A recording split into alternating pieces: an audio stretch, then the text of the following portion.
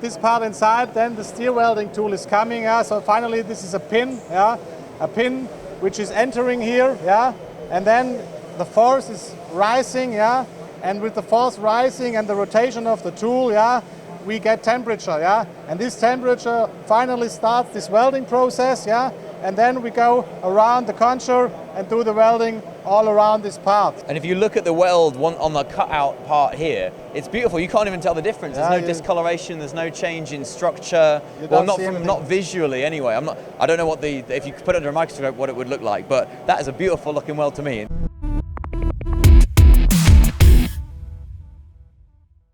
I've never heard of welding aluminium on a machine tool, especially a high-spec machine tool like this from Hella. Oliver, first of all, why would you want to weld aluminium in process? Yeah, we have some customers who are machining aluminium on our machines, for example, from the food and beverage industry, and they have sometimes to bring some parts together. They cannot be machined together, and then they need a sealed surface of these two parts. And then we offer with that the friction stir welding on the machine, that they can do this on our machine and they don't need a special machine to do it. So this is all about making sure you can machine a part on your machine and you don't have to take it off, take it somewhere else. You've got costs associated with taking it off, moving it somewhere else. It's about making sure it's all done in situ, in process. Yes, that's the case. For sure, you have to bring the parts you want to weld together, but you need a pre-machining and preparation, you need the welding, you need a finishing afterwards again, and that's why it's all done on one machine, on one place at the end. So there's a lot of different processes involved. You've got to rough and finish both parts that you want to then weld together. Yes. Then you put the parts together. Actually, we'll go and discuss it a little bit later. You've got some example parts over there. Yes. But what is the exact application? Why do you need those seals? Is it food? You were mentioning food and beverage before. Yes. What is that a seal? Why do you need that kind of seal? Yeah, it needs to be sealed because you can't have dirt anywhere. So if somebody wants to clean the machines, they have to be absolutely clean at the end. And if there is somewhere dirt or bacterium, bacteria. Bacteria is the right word, So this has to be avoided. That's why it needs to be sealed. So it's about making food-safe products as well as other products that need some kind of gas sealing as well. It's not just dirt. These are also gas-tight as well, these seals. But let's move on. Let's go and have a quick look at the parts that you actually make and discuss how you actually do them. Sorry guys, hello. We're at the open house right now. There's a few customers walking around. So you have the part here that's been machined in situ. And then what's this? Yeah, let's say it's finally just a show part, We have this show part here, we have aluminium bottom part, we have an aluminium top part, And finally, this top part is just put on here, And then dropped in there.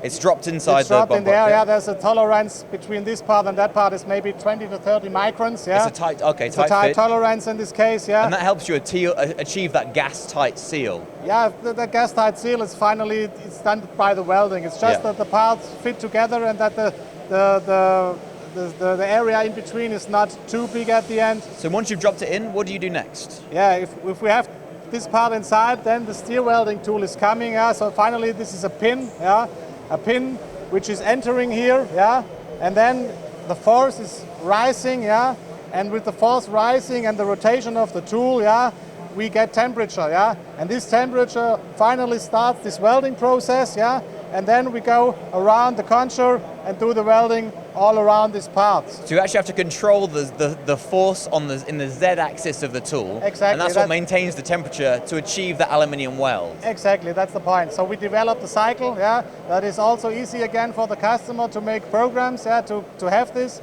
And this cycle finally controls the force, the rising of the force, keeping the force constant while we're going around. And then you finish it as you normally would on a standard Hella machine. Really good surface finish, really good accuracy, but it's this welding that's the interesting part of the process. Yes, that's the special part, let's call it like that, the special part of this process. You get this burr at the end by welding, and this burr has to be removed, that it's looking fine at the end, And if you look at the weld on the cutout part here, it's beautiful. You can't even tell the difference. There's no discoloration. There's no change in structure. Well, not visually anyway.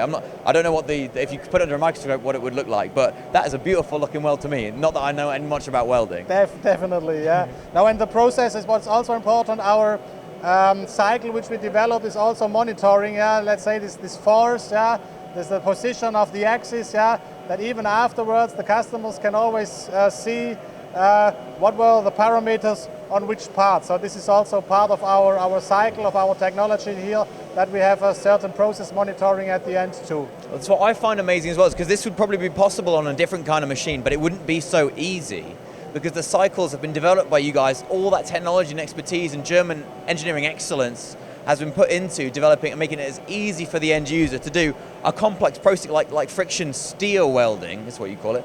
It's fascinating to me.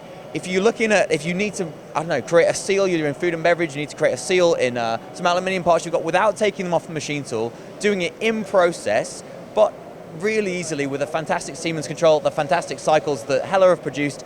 Check out Hella, get in touch with John Deneen in the UK, or Hella, you guys have got branches globally.